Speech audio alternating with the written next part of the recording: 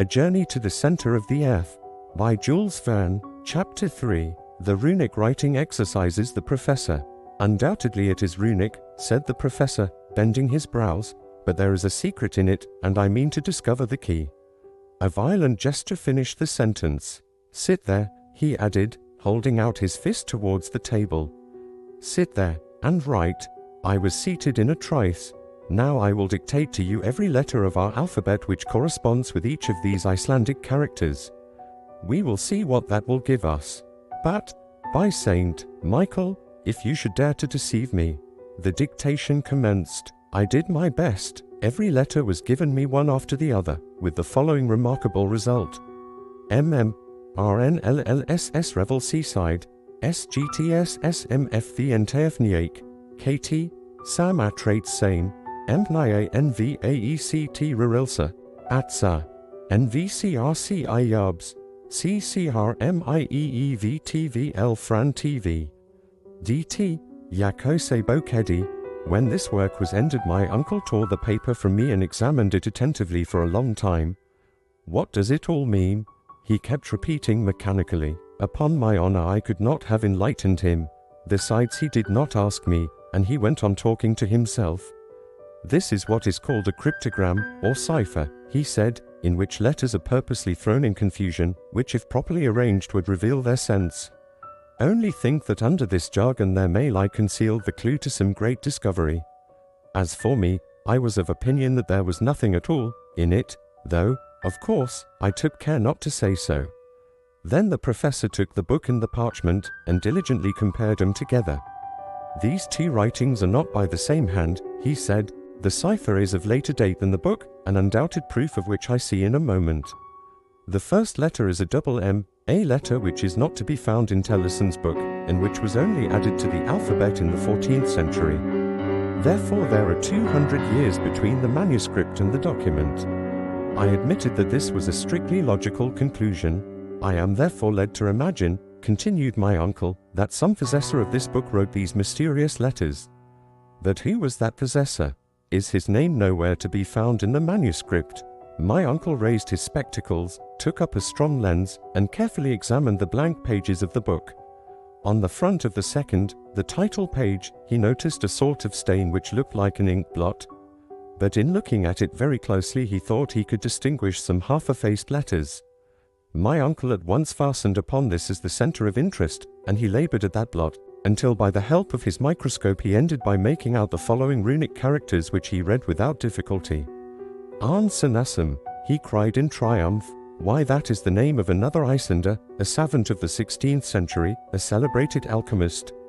I gazed at my uncle with satisfactory admiration. Those alchemists, he resumed, Avicenna, Bacon, Lully, Paracelsus, were the real and only savants of their time. They made discoveries at which we are astonished. Has not this Sanasum concealed under his cryptogram some surprising invention? It is so. It must be so. The Professor's imagination took fire at this hypothesis. No doubt, I ventured to reply, but what interest would he have in thus hiding so marvelous a discovery?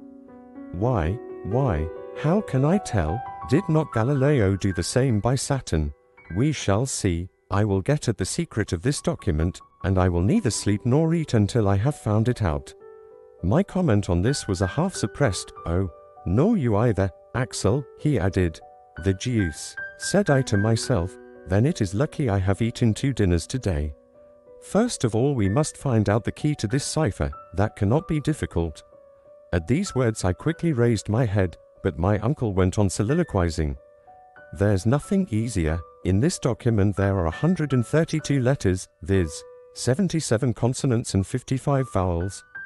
This is the proportion found in southern languages, whilst northern tongues are much richer in consonants, therefore this is in a southern language." These were very fair conclusions, I thought. But what language is it? Here I looked for a display of learning, but I met instead with profound analysis. This Sanasum, he went on, was a very well-informed man. Now since he was not writing in his own mother tongue, he would naturally select that which was currently adopted by the choice spirits of the 16th century, I mean Latin.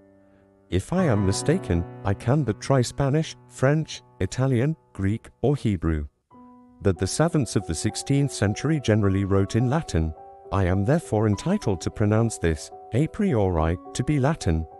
It is Latin. I jumped up in my chair. My Latin memories rose in revolt against the notion that these barbarous words could belong to the sweet language of Virgil. Yes, it is Latin, my uncle went on, but it is Latin confused and in disorder, perturbatus sui inordinata, as Euclid has it. Very well, thought I, if you can bring order out of that confusion, my dear uncle, you are a clever man. Let us examine carefully, said he again, taking up the leaf upon which I had written. Here is a series of 132 letters in apparent disorder.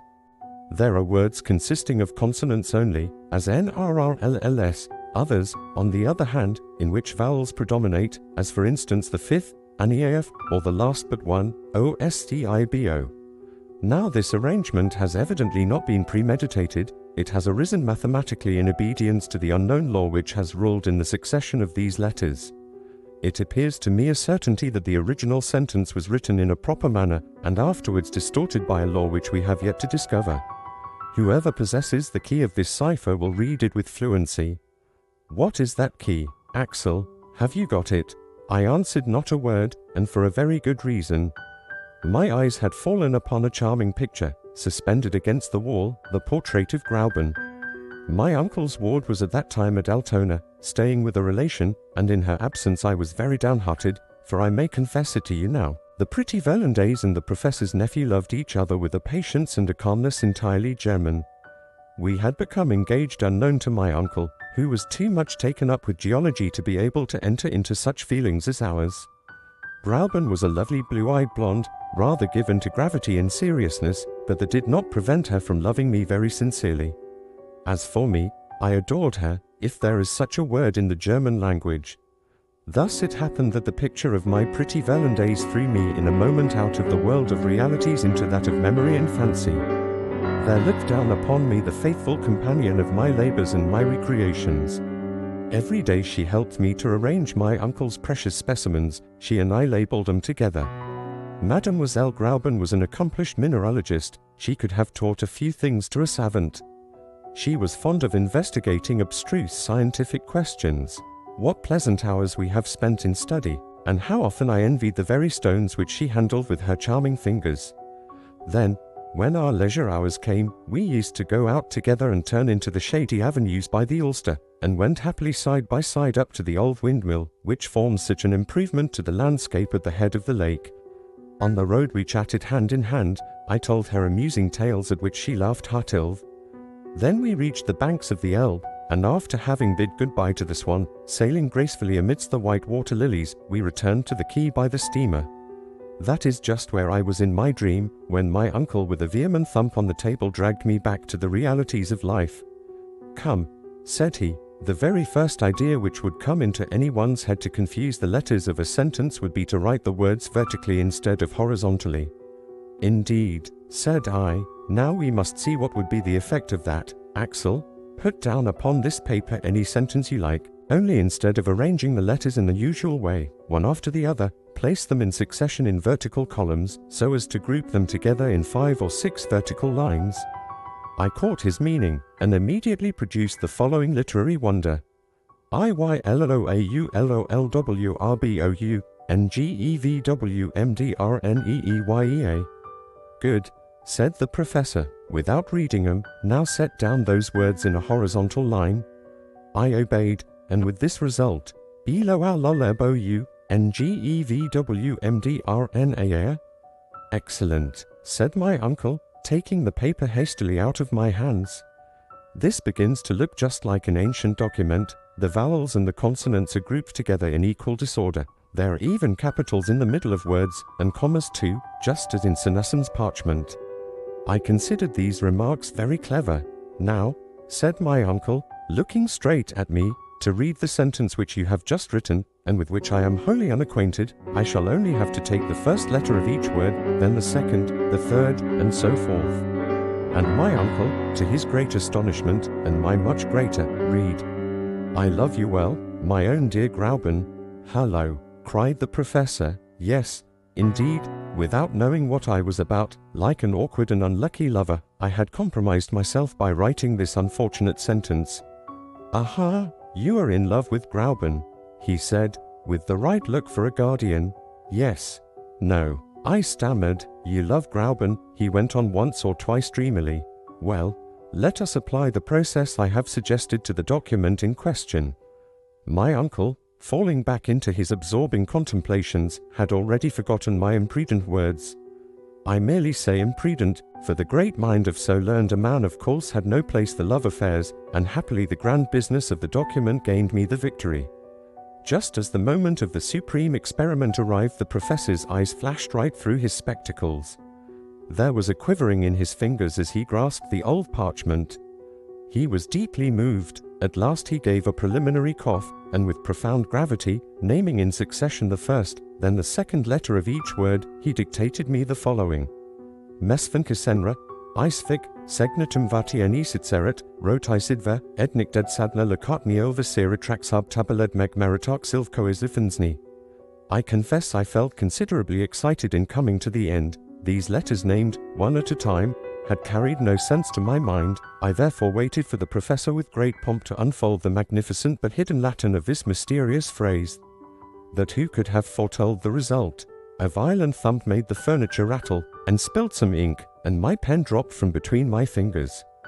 "That's not it," cried my uncle, "there's no sense in it." Then darting out like a shot, bowling downstairs like an avalanche, he rushed into the Königsstrasse and fled.